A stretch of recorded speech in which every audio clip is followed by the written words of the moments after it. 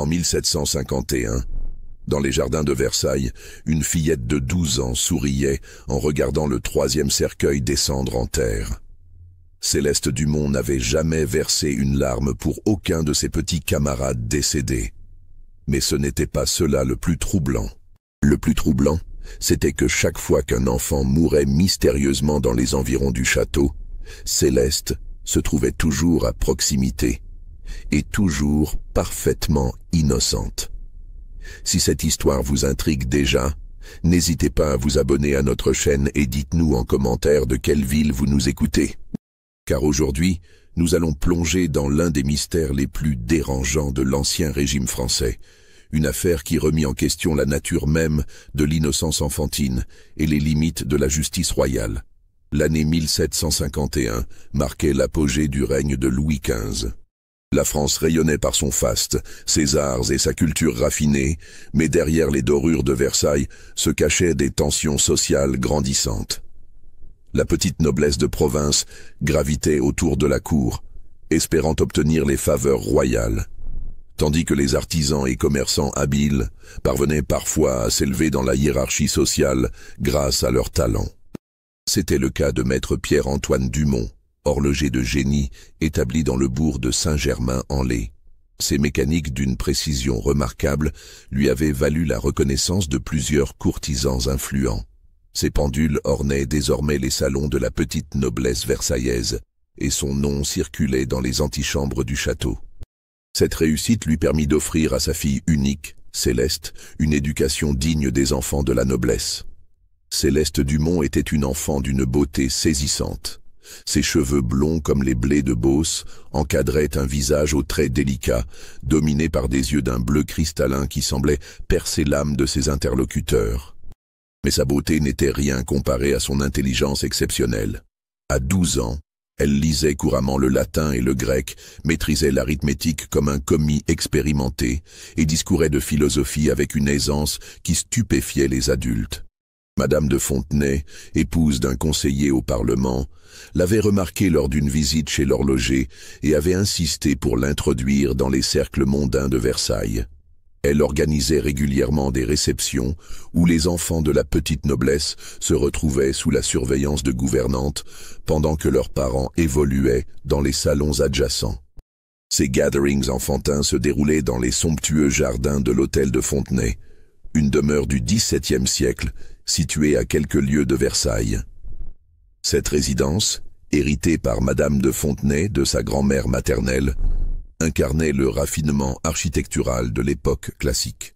Ses façades de pierre blonde s'ornaient de sculptures délicates, ses fenêtres à meneaux filtraient la lumière dorée de l'Île-de-France, et ses jardins à la française s'étendaient sur plusieurs arpents, ponctués de bosquets, de fontaines et de pavillons de plaisance. L'intérieur rivalisait avec les plus beaux hôtels parisiens, parquets de marqueterie, lambris dorés, tapisseries des Gobelins, mobilier signé des plus grands ébénistes du royaume. La bibliothèque, riche de plusieurs milliers de volumes reliés de cuir, abritait les œuvres des philosophes les plus en vue, les traités d'éducation de l'époque, et une collection remarquable d'ouvrages scientifiques que Madame de Fontenay, femme éclairée, consultait régulièrement. Les enfants y jouaient, récitaient leurs leçons et participaient à des activités éducatives soigneusement organisées selon les préceptes pédagogiques modernes. Ces réceptions suivaient un protocole précis. Arrivée des familles vers 2 heures de l'après-midi. Collation raffinée servie dans la grande salle à manger, puis séparation des adultes et des enfants pour leurs divertissements respectifs. Les parents se retiraient dans les salons pour converser de littérature, de politique et des affaires de la cour, tandis que leur progéniture évoluait dans les appartements qui leur étaient réservés, sous la surveillance attentive de gouvernantes expérimentées. L'atmosphère était celle d'une enfance dorée et protégée, loin des réalités parfois cruelles du monde adulte. Ces jeunes êtres, destinés aux plus hautes fonctions du royaume, grandissaient dans un cocon de privilèges, d'éducation raffinée et de relations sociales soigneusement orchestrées. Leurs préoccupations se limitaient à l'apprentissage des bonnes manières, à la maîtrise des arts d'agrément, et à la formation de ces liens mondains qui détermineraient leur future position dans la société. Céleste se distinguait rapidement dans ce milieu privilégié. Dès ses premières apparitions chez Madame de Fontenay, elle éblouit l'assemblée par une maturité qui contrastait saisissamment avec son jeune âge. Sa conversation brillante révélait une culture exceptionnelle. Elle citait Racine et Corneille avec à-propos, discourait des découvertes scientifiques récentes, commentait avec perspicacité les événements politiques du royaume. Ses manières raffinées, d'une élégance naturelle qui ne devait rien à l'affectation, lui valurent l'admiration immédiate des autres enfants. Ces derniers se pressaient autour d'elle comme des disciples autour de leur maître, suspendus à ses paroles, quêtant son approbation, imitant ses gestes et ses expressions. Elle organisait leur jeu avec l'autorité d'un chef naturel, proposait des activités toujours originales et captivantes, transformait les après-midi les plus ordinaires en aventures extraordinaires. Sa personnalité magnétique créait autour d'elle un véritable cercle de dévots qui lui vouaient une admiration proche de la vénération. Les adultes eux-mêmes n'échappaient pas à son charme. Madame de Fontenay se plaisait à exhiber cette protégée exceptionnelle devant ses invités, sollicitant ses opinions sur des sujets variés, la faisant réciter des vers ou résoudre des problèmes d'arithmétique complexes. Cet enfant possède un don du ciel, répétait-elle volontiers. Son éducation fait honneur à son père, et sa beauté n'a d'égal que son intelligence. Le premier incident survint un après-midi d'octobre 1751, lors d'une promenade dans les bois de Marly.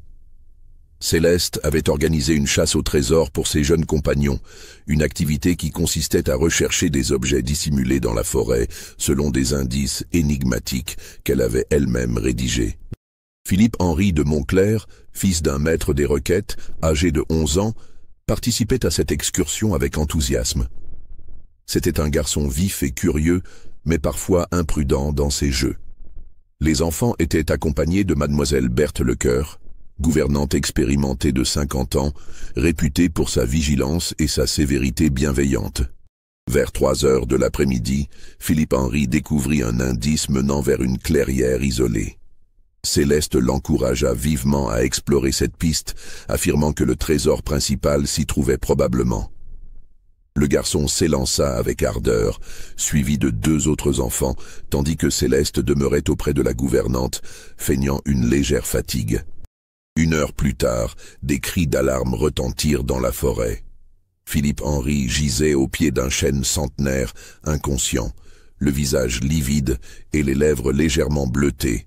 Près de lui, éparpillés sur le sol humide, se trouvaient les restes de champignons qu'il avait apparemment consommés en croyant découvrir une friandise exceptionnelle.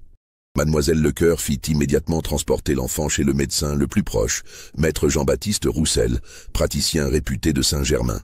Malgré tous ses efforts, saignée, purge, administration de thériaque et autres remèdes de l'époque, Philippe-Henri rendit son dernier souffle avant le coucher du soleil, emporté par ce que le médecin diagnostiqua comme un empoisonnement par amanite phalloïde. L'enquête menée par le lieutenant de police de Saint-Germain, M. de Beaumont, révéla que Philippe-Henri avait trouvé les champignons exactement à l'endroit indiqué, par l'indice rédigé par Céleste. Cette découverte troublante amena l'enquêteur, homme méticuleux formé aux méthodes les plus modernes de l'investigation criminelle, à examiner minutieusement les circonstances de ce drame apparemment accidentel. M. de Beaumont, âgé de 42 ans, servait la justice royale depuis plus de 20 années. Ancien militaire reconverti dans la police après une blessure reçue lors de la bataille de Fontenoy, il avait acquis une réputation de perspicacité et d'intégrité qui lui valait la confiance des plus hautes autorités. Son expérience des affaires criminelles l'avait rendu particulièrement attentif aux détails qui échappaient ordinairement aux observateurs superficiels. L'examen de la scène révéla plusieurs éléments troublants. Les champignons mortels, des amanites phalloïdes particulièrement vénéneuses, ne poussaient pas naturellement à cet endroit selon les botanistes locaux consultés.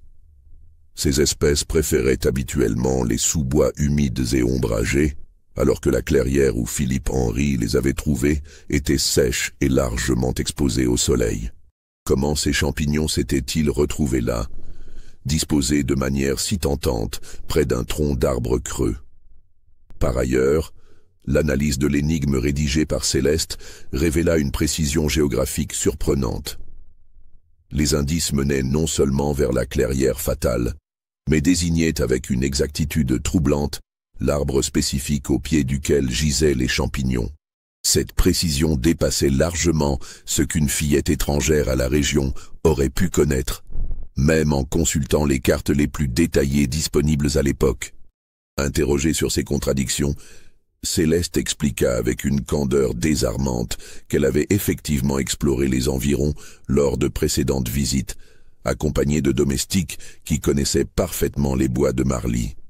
Jean-Baptiste, le jardinier de Madame de Fontenay, m'a fait découvrir tous les recoins de la forêt, affirma-t-elle avec un sourire innocent. Il m'a montré les plus beaux arbres, les sources cachées, les clairières secrètes où les seigneurs d'autrefois organisaient leur chasse. Cette explication, vérifiée auprès du jardinier en question, se révéla parfaitement exacte. Jean-Baptiste Moreau, homme simple et dévoué, confirma avoir accompagné la fillette dans plusieurs promenades forestières, impressionné par sa curiosité et sa mémoire exceptionnelle. « Mademoiselle Céleste retient tout ce qu'elle voit », témoigna-t-il. « Elle me posait sans cesse des questions sur les plantes, les arbres, les animaux de la forêt. C'est une enfant passionnée par la nature. » Mais l'enquêteur nota une nuance troublante dans ce témoignage. Le jardinier évoqua l'intérêt particulier que portait Céleste aux plantes dangereuses, aux champignons toxiques, aux baies vénéneuses qu'elle identifiait avec une précision remarquable. Elle connaissait par cœur toutes les espèces à éviter, précisa Jean-Baptiste. Elle me demandait toujours de lui confirmer lesquelles étaient les plus mortelles. Combien il fallait en manger pour tomber malade, combien de temps durait l'empoisonnement. Je ne savais pas que ces champignons poussaient à cet endroit, monsieur le lieutenant, déclara-t-elle de sa voix claire et mélodieuse. Je pensais que Philippe trouverait peut-être un vieux coffret ou des pièces anciennes que les précédents propriétaires auraient pu dissimuler. Comment aurais-je pu deviner qu'il goûterait à des champignons sauvages? Sa logique était imparable, son alibi parfait, et ses larmes semblaient sincères. Mademoiselle Lecoeur témoigna que Céleste n'avait pas quitté sa surveillance et qu'elle avait même tenté de dissuader Philippe Henry de s'aventurer seul dans les bois. La famille de Montclair, bien que dévastée par le deuil, ne formula aucun soupçon à l'encontre de la fillette. L'affaire fut classée comme accident tragique, résultat de l'imprudence naturelle d'un enfant curieux. Mais dans les salons de Versailles, certains murmures commencèrent à circuler, car ceux qui observaient attentivement avaient remarqué quelque chose d'étrange. Au moment où l'on annonça la mort de Philippe Henry, Céleste Dumont esquissa un sourire presque imperceptible, un sourire qu'elle réprima aussitôt en portant son mouchoir à ses yeux. Les semaines qui suivirent la mort de Philippe Henry furent marquées par un mélange troublant de deuil et de normalité. La famille de Montclair se retira dans ses terres de Normandie pour porter le deuil, tandis que les activités mondaines reprenaient progressivement leur cours habituel dans les cercles versaillais. Céleste Dumont sembla profondément affectée par la disparition de son camarade. Elle porta des rubans noirs pendant plusieurs semaines et fit célébrer une messe pour le repos de l'âme du défunt, payée avec ses économies personnelles. Cette démonstration de piété et de tristesse acheva de convaincre les derniers sceptiques de sa parfaite innocence. Madame de Fontenay, touchée par la maturité dont faisait preuve la fillette face à cette épreuve, décida de renforcer son rôle de protectrice. Elle obtint de Maître Dumont l'autorisation d'emmener Céleste à plusieurs réceptions importantes, où celle-ci fit sensation par sa grâce précoce et sa conversation spirituelle. Le marquis de Pompadour lui-même, frère de la favorite royale, la complimenta publiquement sur son éducation remarquable. « Cet enfant possède un esprit rare », déclara-t-il lors d'un souper chez la comtesse de Maillebois. « Elle sera un jour l'ornement de notre société. » Ces éloges flatteuses renforcèrent la position sociale de Céleste et de son père. Les commandes affluèrent vers l'atelier de Maître Dumont, qui put s'installer dans un hôtel particulier plus prestigieux de Saint-Germain. Céleste reçut une éducation encore plus raffinée, avec des leçons de danse, de musique et d'art de la conversation dispensées par les meilleurs maîtres de la région. Cependant, certains domestiques commencèrent à rapporter des détails troublants concernant le comportement de la fillette lorsqu'elle croyait n'être observée par personne. Thomas Barbier, valet de chambre chez Madame de Fontenay, confia à sa femme que Céleste passait de longs moments seule dans la bibliothèque, consultant des ouvrages de médecine et de botanique, avec une attention qui lui paraissait peu naturelle chez une enfant de son âge. Elle étudiait des planches représentant des plantes vénéneuses, avec la même passion qu'une autre fillette aurait mise à regarder des images de robes ou de bijoux, racontait-il.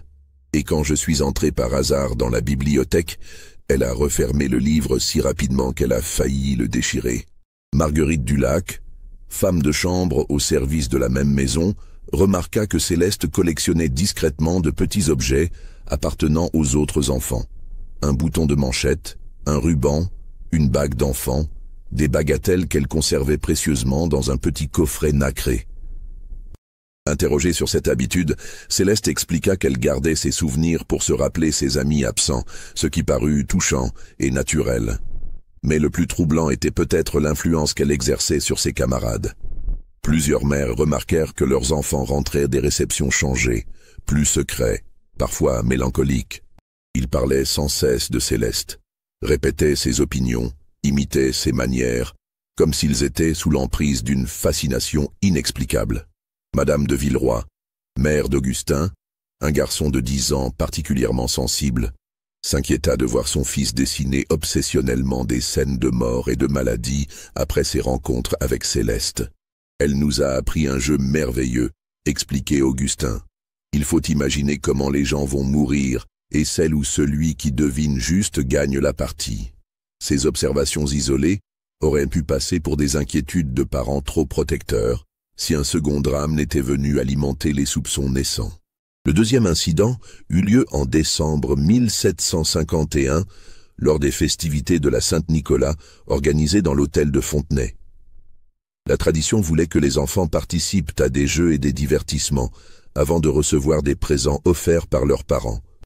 Cette année-là, Céleste avait proposé d'organiser une représentation théâtrale adaptée d'une fable de La Fontaine.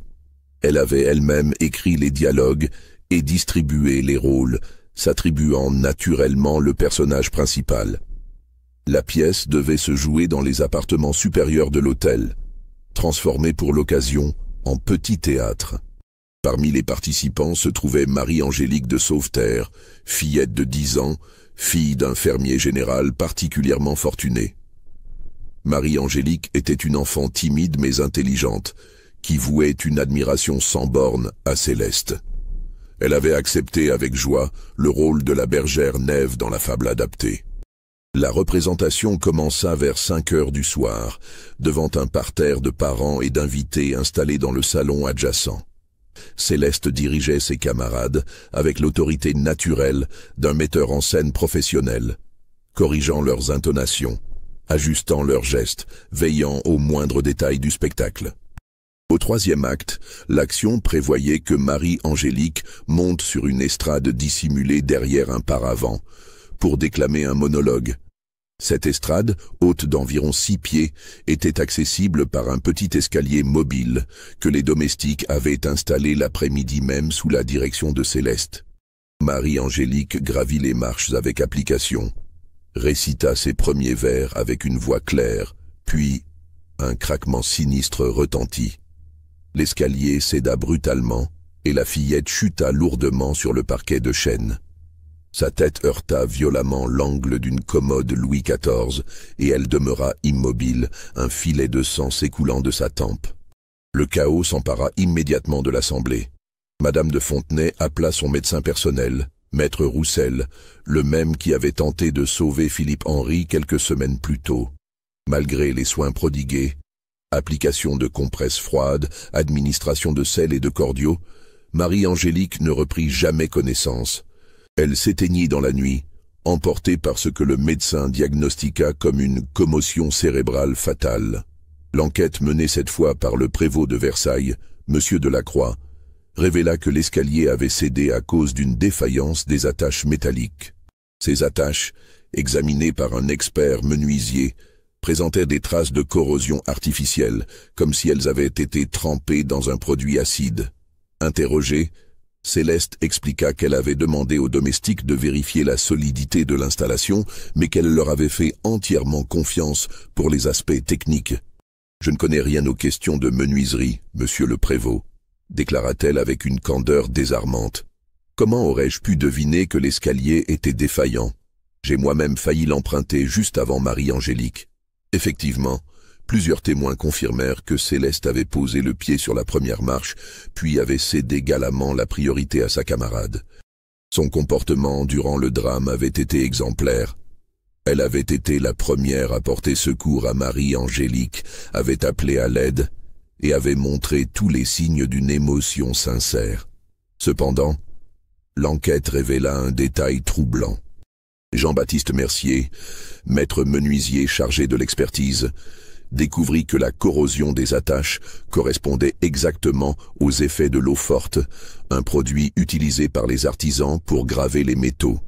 Or, maître Dumont, père de Céleste, utilisait régulièrement cette substance dans son atelier d'horlogerie pour décorer les boîtiers de ses pendules.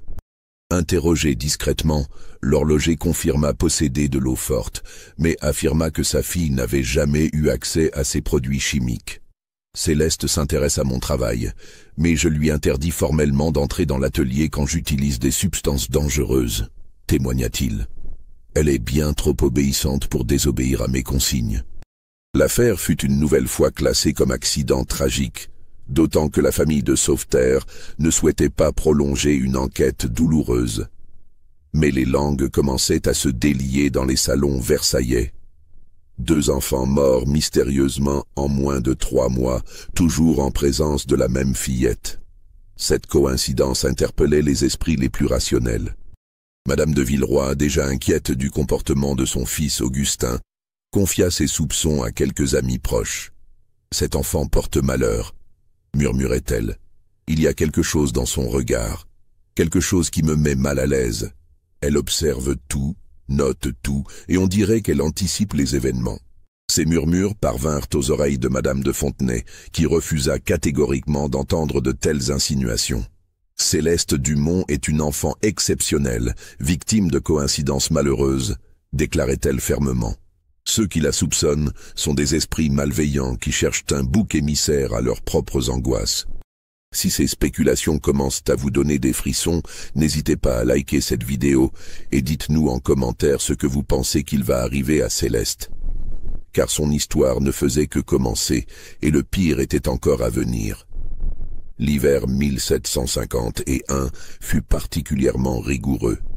Les salons parisiens et versaillais se replièrent dans leurs intérieurs chauffés, multipliant les réceptions intimes où la haute société se retrouvait pour échapper à la morosité de la saison. Ces gatherings, plus fréquents, intensifièrent naturellement les contacts entre les enfants des familles influentes.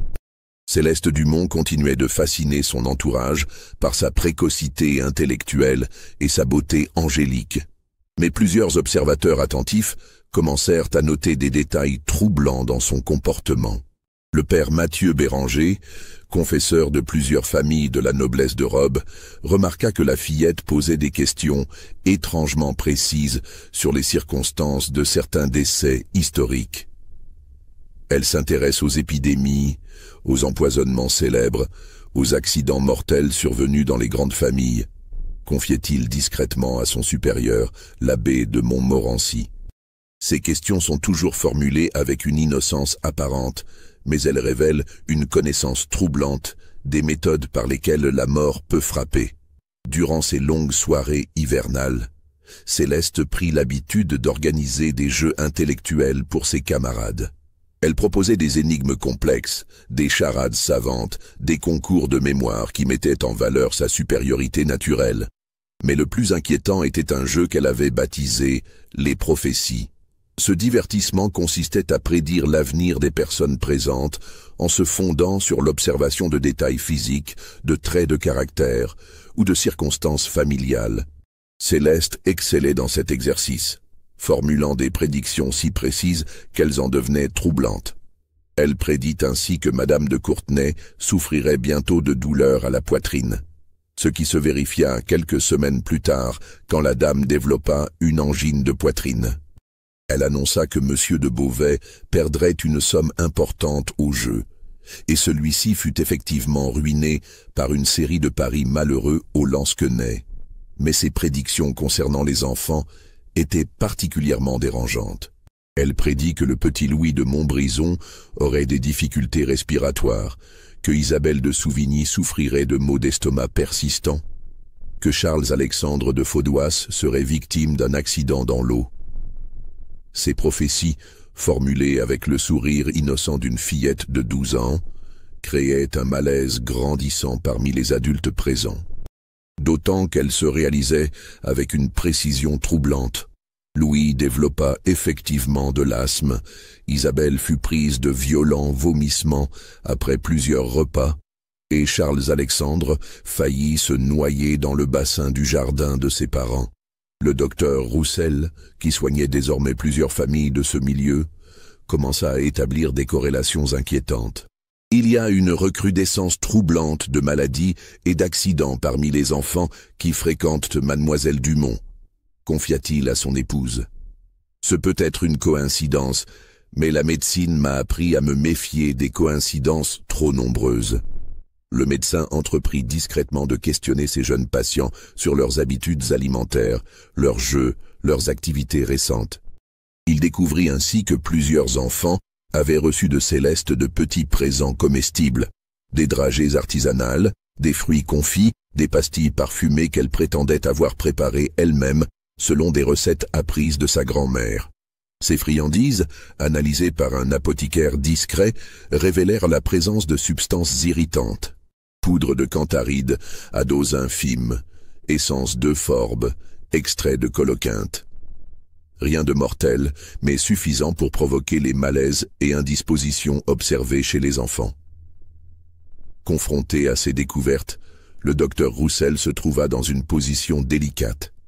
Comment accuser une fillette de 12 ans, fille d'un artisan respecté, protégée par Madame de Fontenay, admirée par toute la société versaillaise?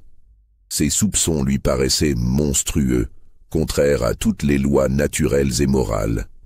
Il décida de faire part de ses inquiétudes au lieutenant général de police de Versailles, Monsieur de Sartine, en espérant que celui-ci saurait mener une enquête discrète sans compromettre la réputation d'une enfant peut-être innocente.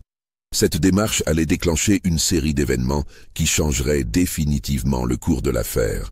Pendant ce temps, Céleste continuait ses activités avec un sang-froid remarquable.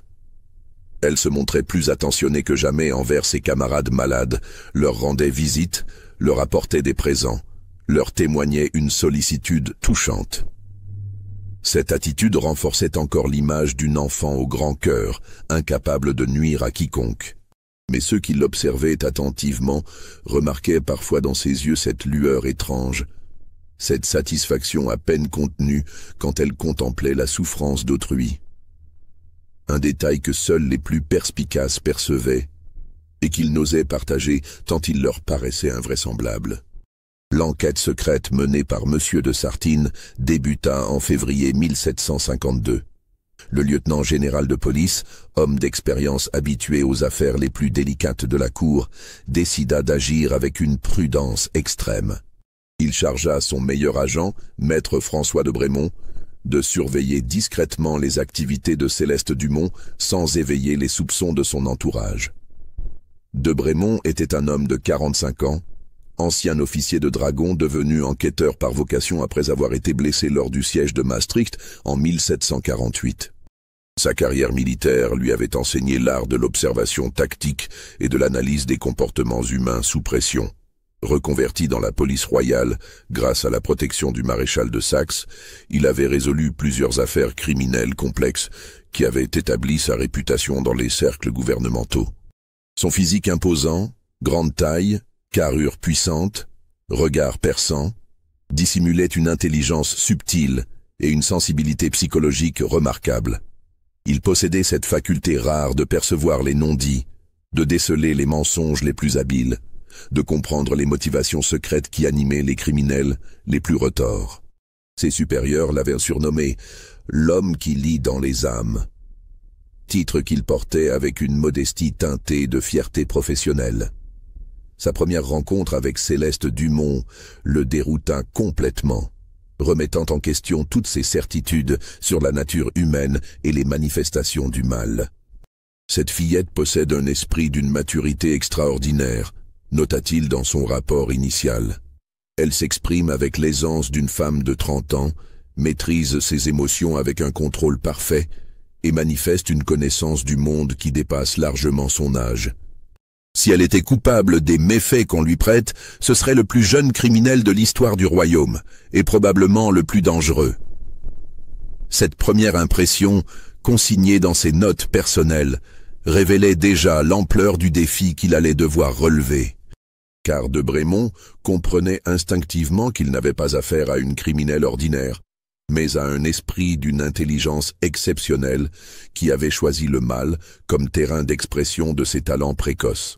L'enquêteur adopta l'identité soigneusement préparée d'un précepteur itinérant, Monsieur de Courtivron, spécialisé dans l'enseignement des langues anciennes aux enfants de la noblesse. Cette couverture, élaborée avec l'aide des services secrets de Monsieur de Sartine, lui fournissait des références impeccables auprès de plusieurs familles aristocratiques de province, des lettres de recommandation parfaitement imitées, et même un passé fictif complet, incluant ses prétendues études au collège Louis le Grand et son ordination mineure qui justifiait sa connaissance approfondie du latine et du grec. Cette fausse identité lui permit de fréquenter l'hôtel de Fontenay sans éveiller les soupçons, présenté par Madame de Villeroy comme un érudit de passage désireux d'observer les méthodes éducatives modernes appliquées aux enfants de qualité. Sa présence parut naturelle dans ce milieu où circulaient régulièrement des personnages cultivés, abbés mondains, savants de passage, artistes en quête de protection, qui enrichissaient les conversations et contribuaient à l'éducation raffinée de la jeunesse aristocratique. Cette couverture lui permit d'observer Céleste dans son environnement naturel, de la voir évoluer parmi ses pairs, de mesurer l'influence qu'elle exerçait sur son entourage. Ce qu'il découvrit le bouleversa progressivement, lui révélant une vérité plus troublante que tout ce qu'il avait pu imaginer dans ses pires hypothèses. La fillette manipulait son entourage avec un art consommé. Elle identifiait instinctivement les faiblesses de chacun et savait en jouer pour obtenir ce qu'elle désirait. Avec Madame de Fontenay, elle se montrait respectueuse et reconnaissante, flatteuse sans excès. Avec les autres enfants, elle alternait encouragement et critique subtile pour maintenir son ascendant. Avec les domestiques, elle usait de petites gentillesses pour s'assurer leur complicité involontaire. De Brémond découvrit ainsi que Céleste avait accès à l'office de l'hôtel de Fontenay grâce à la complicité de Marie-Jeanne Dubois, cuisinière attendrie par les compliments de la fillette sur ses talents culinaires. Mademoiselle Céleste vient parfois m'aider à préparer les collations pour les enfants, expliquait naïvement la cuisinière. Elle a des mains de fée et connaît des recettes délicieuses apprises de sa défunte grand-mère. Cette grand-mère, soit dit en passant, n'avait jamais existé. Maître Dumont confirma à l'enquêteur que sa propre mère était morte quand Céleste n'avait que 3 ans, et que la mère de son épouse avait vécu en Provence toute sa vie sans jamais rencontrer sa petite fille. Céleste avait donc inventé ce personnage pour justifier ses connaissances culinaires suspectes. L'enquête révéla également que la fillette s'était constituée un véritable laboratoire secret dans les combles de la maison paternelle. Elle y conservait des fioles contenant diverses substances, des plantes séchées, des notes rédigées dans une écriture minuscule et même des journaux détaillant les habitudes et les faiblesses de ses camarades. Ces journaux, rédigés avec une précision clinique, contenaient des observations terrifiantes. Philippe Henry mange tout ce qu'on lui propose sans méfiance. Il suffirait de mélanger les champignons à des noisettes pour qu'il les consomme sans réfléchir. Marie-Angélique a le vertige, mais refuse de l'avouer par orgueil. Elle monterait sur n'importe quelle hauteur pour ne pas paraître peureuse. Le plus troublant était un projet détaillé concernant Augustin de Villeroy, le fils de Madame de Villeroy, qui s'inquiétait déjà du comportement de son enfant. Céleste avait noté que le garçon adorait la natation et qu'il se rendait régulièrement au bain de Seine organisé pour les enfants de la noblesse. Elle avait même dessiné un plan des lieux, indiquant les courants dangereux et les zones où un accident pourrait paraître naturel. De Brémond comprit qu'il fallait agir rapidement. Il informa immédiatement M. de Sartine, qui décida d'organiser une surveillance rapprochée d'Augustin de Villeroy lors de sa prochaine sortie au bain.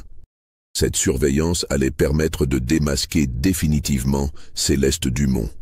Le piège se referma un après-midi de mars 1752. Augustin participait à une excursion de natation organisée dans les jardins de Saint-Cloud, sous la surveillance de maître Pellerin, professeur de natation réputé. Céleste avait obtenu l'autorisation de les accompagner, prétextant son désir d'apprendre à nager. Dissimulé dans les bosquets environnants, de Brémond observait la scène avec une longue vue. Il vit Céleste attendre patiemment le moment propice, surveiller les mouvements du professeur et des autres enfants, puis s'approcher discrètement d'Augustin, qui nageait dans la partie la moins profonde du bassin. La fillette se plaça stratégiquement près du bord, tenant à la main une longue perche utilisée normalement pour repêcher les feuilles mortes. Quand Augustin s'approcha d'elle en nageant, elle plongea soudainement la perche sous l'eau et l'utilisa pour bloquer les mouvements du garçon, le maintenant sous la surface. Augustin se débattit énergiquement, mais Céleste maintenait fermement la perche tout en surveillant les alentours. Si de Brémond n'était pas intervenu immédiatement en se précipitant hors de sa cachette et en plongeant dans le bassin, le garçon se serait certainement noyé. L'enquêteur sauva Augustin in extremis, mais sa présence inattendue alerta immédiatement Céleste. Celle-ci lâcha la perche, qui coula au fond du bassin, et se mit à crier à l'aide comme si elle venait de découvrir l'accident. Son sang-froid était stupéfiant. En quelques secondes, elle avait transformé une tentative de meurtre en accident tragique évité de justesse. « Monsieur Augustin a coulé, il a coulé !» criait-elle avec des larmes apparemment sincères. « J'ai essayé de l'aider avec la perche, mais elle était trop lourde pour moi. Heureusement que ce monsieur était là. » Maître Pellerin, alerté par les cris, accourut et ne vit qu'un sauvetage héroïque effectué par un inconnu providentiel. De Brémond se présenta sous son fausse identité de précepteur, expliquant sa présence par une promenade solitaire dans les jardins. Mais son regard croisa celui de Céleste, et il y lut une intelligence glaciale qui le fit frissonner. La fillette avait compris qu'elle était découverte. Pendant que maître Pellerin s'occupait d'Augustin et que les autres enfants s'agitaient autour d'eux, elle s'approcha discrètement de l'enquêteur et lui murmura d'une voix à peine audible « Vous ne pourrez jamais rien prouver, monsieur l'enquêteur.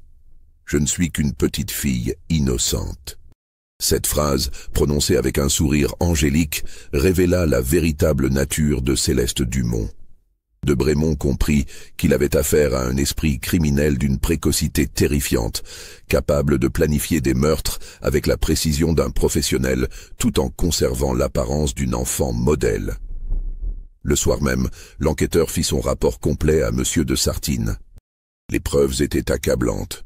Les journaux secrets, le laboratoire clandestin, les substances toxiques, la tentative d'assassinat observée directement. Mais un problème majeur demeurait. Comment faire juger une enfant de 12 ans par la justice royale?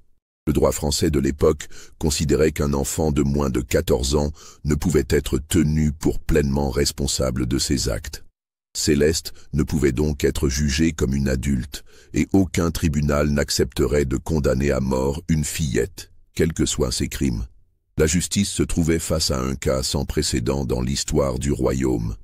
Monsieur de Sartine consulta discrètement les plus grands juristes de l'époque. Maître de Lamoignon, premier président du Parlement de Paris, fut formel. Même si cet enfant avait commis 100 meurtres, la loi nous interdit de la condamner comme un adulte. Tout au plus pourrait-elle être enfermée dans un couvent jusqu'à sa majorité, puis libérée si elle donne des signes de repentir. Cette perspective horrifia l'enquêteur, qui avait mesuré l'intelligence et la dangerosité de Céleste. « Cet enfant ne connaîtra jamais le repentir », écrivit-il dans son rapport final. Elle est dépourvue de conscience morale et considère les autres êtres humains comme des jouets qu'elle peut briser à volonté. La libérer à sa majorité reviendrait à lâcher un prédateur dans la société. Mais la justice avait ses limites, et même la plus terrible des vérités devait s'incliner devant la loi. Une solution alternative fut cependant envisagée, une solution qui allait déterminer le sort définitif de Céleste Dumont et révéler les véritables ressorts du pouvoir royal. Face à l'impossibilité de juger Céleste selon les voies légales ordinaires, M. de Sartine prit une décision exceptionnelle. Il organisa une réunion secrète avec les familles victimes des crimes de la fillette, les principales figures de la société versaillaise concernées par l'affaire et quelques personnalités influentes de la cour. Cette assemblée clandestine se tint dans les appartements privés de Madame de Pompadour elle-même, qui avait été alertée de l'affaire par son frère le marquis. La favorite royale, femme d'intelligence remarquable, comprit immédiatement les enjeux de la situation. Si cette histoire s'ébruitait publiquement, déclara-t-elle, elle ébranlerait la confiance de la noblesse dans l'éducation de ses enfants et jetterait le soupçon sur toutes les familles de notre milieu. Il faut agir avec discrétion absolue. Les parents des victimes, les familles de Montclair, de Sauveterre et de Villeroy furent mis au courant des découvertes de l'enquête. Leur première réaction fut l'incrédulité, puis l'horreur, enfin une colère froide qui demandait vengeance. Mais Madame de Pompadour leur fit comprendre que la vengeance devait céder le pas à la raison d'État. « Nous ne pouvons permettre qu'un scandale de cette ampleur éclabousse la cour, » expliqua-t-elle. « Mais nous ne pouvons non plus laisser cet enfant en liberté. Il existe une solution qui préservera les apparences tout en neutralisant définitivement le danger qu'elle représente. » Cette solution fut élaborée avec le concours discret de plusieurs personnalités influentes. Il fut décidé que Céleste Dumont serait officiellement envoyée dans un couvent de province pour parfaire son éducation religieuse, une décision qui paraîtrait naturelle, étant donné sa piété apparente et son désir supposé de se consacrer à Dieu. Mais la réalité était tout autre. Le couvent choisi était celui des Clarisses de Saint-Rémy, établissement isolé dans les montagnes du Dauphiné, dirigé par Mère Angélique de Montmorency, religieuse de haute naissance au courant de l'affaire. Cette abbesse accepta de recevoir Céleste, à condition que celle-ci soit placée sous surveillance permanente et qu'elle ne puisse jamais quitter l'établissement.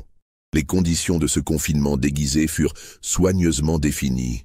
Céleste vivrait dans une cellule individuelle, n'aurait aucun contact avec les autres pensionnaires, recevrait ses repas préparés exclusivement par Mère Angélique et serait surveillée jour et nuit par des religieuses triées sur le volet. Officiellement, elle suivrait une retraite spirituelle de longue durée pour approfondir sa vocation religieuse. L'opération fut menée avec un secret absolu. Maître Dumont fut convoqué par Monsieur de Sartine et mis au courant de la véritable nature de sa fille. L'horloger, anéanti par ces révélations, accepta la solution proposée avec un mélange de soulagement et de désespoir. « Je savais qu'il y avait quelque chose d'anormal chez Céleste, » avoua-t-il, « mais je n'aurais jamais imaginé.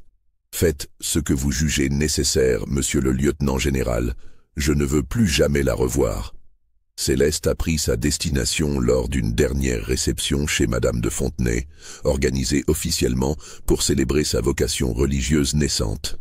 La fillette accueillit la nouvelle avec un calme parfait, comprenant immédiatement qu'il ne s'agissait pas d'un simple changement d'éducation, mais d'une condamnation déguisée. « Je me réjouis de cette opportunité d'approfondir ma foi, » déclara-t-elle, avec un sourire radieux qui trompa tous les invités présents. « J'espère devenir digne de servir Dieu et mes semblables. » Seul Monsieur de Sartine et de Brémond, présents dans l'assistance, perçurent l'ironie glaciale de ces paroles. Le départ eut lieu par une nuit de mai 1752. Céleste monta dans la berline qui devait l'emmener vers son exil, avec la même grâce qu'elle avait montrée dans tous ses actes publics. Elle salua poliment ses accompagnateurs, s'installa confortablement sur les coussins de velours et regarda s'éloigner définitivement le château de Versailles et la société qui l'avait admiré. Durant le voyage de plusieurs jours vers le Dauphiné, Elle ne manifesta aucune émotion, ne pleura jamais, ne se plaignit de rien. Elle conversait aimablement avec ses gardiens, s'intéressait aux paysages, posait des questions intelligentes sur les régions traversées. Ceux qui l'accompagnaient auraient pu croire qu'elle partait en villégiature s'ils n'avaient connu la véritable raison de ce déplacement. Arrivée au couvent des Clarisses, Céleste fut accueillie par mère Angélique de Montmorency, femme de 60 ans, au regard perçant et à l'autorité naturelle. L'abbesse avait été prévenue en détail de la personnalité de sa nouvelle pensionnaire et s'était préparée à affronter un défi sans précédent dans sa longue carrière religieuse. « Soyez la bienvenue parmi nous, mon enfant », déclara mère Angélique lors de leur première entrevue. « J'espère que votre séjour ici vous permettra de trouver la paix que votre âme recherche. » Céleste répondit avec la déférence parfaite d'une postulante sincère. Mais l'abbesse lut dans ses yeux cette intelligence froide que de Brémond avait décrite dans ses rapports. Les premiers mois de réclusion se déroulèrent sans incident apparent. Céleste respectait scrupuleusement le règlement, participait aux offices religieux avec une piété exemplaire, étudiait les textes sacrés avec application, et ne donnait aucun signe de révolte ou d'agitation. Cette docilité parfaite inquiétait paradoxalement mère Angélique plus que ne l'aurait fait une rébellion ouverte. Cet enfant joue la comédie de la conversion avec un talent consommé, écrivait-elle dans ses rapports secrets à Monsieur de Sartine. Elle récite les prières avec ferveur, médite des heures durant, pose des questions théologiques pertinentes, mais je sens qu'elle observe constamment, analyse, cherche une faille dans notre surveillance. Elle attend son heure. Cette heure ne vint jamais. Céleste Dumont, enfant prodige devenu criminel précoce, vécut recluse dans sa cellule du couvent des Clarisses, jusqu'à sa mort survenue en 1784, à l'âge de 45 ans. Officiellement, elle mourut de consomption après une longue maladie qui l'avait progressivement affaiblie. Mère Angélique, décédée quelques années plus tôt, avait été remplacée par mère Catherine de Beaumont, qui maintint fidèlement les conditions particulières de détention de cette pensionnaire extraordinaire. Durant ces 32 années de réclusion, Céleste ne reçut jamais de visite, n'entretint aucune correspondance, ne sortit jamais de l'enceinte du couvent. Elle consacra son temps à l'étude, à la prière et à la rédaction de mémoires spirituelles que l'abbesse brûlait régulièrement par précaution. Son comportement demeura irréprochable jusqu'au bout, mais les religieuses qui la côtoyaient témoignaient toutes de cette sensation troublante d'être en présence d'un être fondamentalement différent des autres. Sœur Marie-Claire, qui fut sa gardienne pendant plus de 20 ans, confia avant sa propre mort: Mademoiselle Céleste était la créature la plus intelligente et la plus terrifiante que j'ai jamais rencontrée. Elle comprenait tout, analysait tout, mais il lui manquait quelque chose d'essentiel, comme si Dieu avait oublié de lui donner une âme. L'affaire Céleste Dumont fut soigneusement effacée des archives officielles. Les familles concernées s'accordèrent pour n'en jamais parler. Les documents furent détruits, et seuls quelques initiés conservèrent la mémoire de ces événements extraordinaires. Madame de Fontenay, profondément marquée par sa méprise sur la véritable nature de sa protégée, se retira de la société versaillaise et vécut ses dernières années dans une piété austère. Maître Dumont ferma son atelier d'horlogerie et s'installa dans une ville lointaine sous un nom d'emprunt. Il ne se remaria jamais et mourut en 1772 sans avoir jamais prononcé le nom de sa fille devant quiconque. Dans son testament, il légua tous ses biens à des œuvres de charité, refusant qu'aucune trace de son nom subsiste pour la postérité. De Brémond, l'enquêteur qui avait démasqué Céleste poursuivit sa carrière au service de la police royale, mais cette affaire le marqua définitivement. Il développa une méfiance instinctive envers les enfants trop précoces et s'intéressa particulièrement aux cas de criminalité juvénile, domaine alors totalement inexploré. Ses notes personnelles, conservées dans les archives familiales, contiennent cette réflexion troublante. J'ai rencontré des assassins endurcis, des empoisonneuses calculatrices, des conspirateurs sans scrupules, mais aucun ne m'a inspiré l'effroi que j'ai ressenti face à cette fillette de 12 ans. Le mal peut naître avec l'innocence et grandir dans l'ombre de la beauté. Monsieur de Sartine, devenu ministre de la Marine sous Louis XVI, emporta le secret de cette affaire dans la tombe. Sur son lit de mort, il confia simplement à son confesseur: « J'ai rencontré bien des criminels dans ma carrière, mais un seul m'a véritablement fait douter de la bonté naturelle de l'enfance. Dieu me pardonne, mais parfois le diable choisit les visages les plus angéliques pour accomplir ses œuvres. » L'histoire de Céleste Dumont soulève des questions troublantes qui résonnent encore aujourd'hui. Comment une enfant peut-elle développer une intelligence criminelle aussi précoce? Quels mécanismes psychologiques peuvent transformer un être humain en prédateur dès l'âge le plus tendre? Et surtout, combien d'autres Céleste Dumont ont-elles traversé l'histoire sans être démasquées, protégées par leur innocence apparente et l'incrédulité naturelle des adultes face au mal enfantin? Les archives du couvent des Clarisses furent détruites lors des troubles révolutionnaires de 1793. La tombe de Céleste, située dans le petit cimetière de l'établissement, ne porte aucune inscription et se confond aujourd'hui avec les autres sépultures anonymes de ce lieu oublié. Mais les habitants du village de Saint-Rémy conservent encore, transmise de génération en génération, la mémoire confuse d'une enfant maudite qui vécut recluse dans le couvent jusqu'à la Révolution. Cette légende locale évoque une fillette d'une beauté extraordinaire qui aurait porté malheur partout où elle passait, une enfant que même les religieuses craignaient et dont la mort aurait été accueillie avec soulagement par toute la communauté. Les détails se sont déformés avec le temps, mais le souvenir d'une présence inquiétante persiste dans la mémoire collective de cette région isolée.